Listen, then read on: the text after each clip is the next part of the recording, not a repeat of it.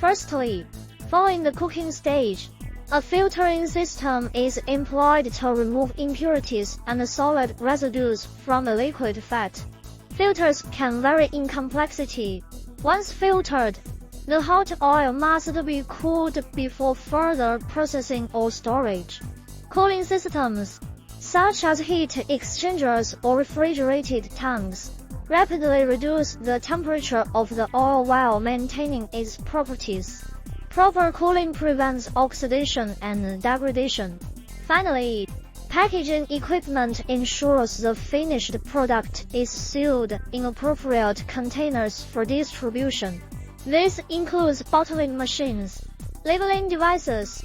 Overall, an integrated animal oil refining production line not only enhances efficiency, but also guarantees high-quality output by automating each step of the process.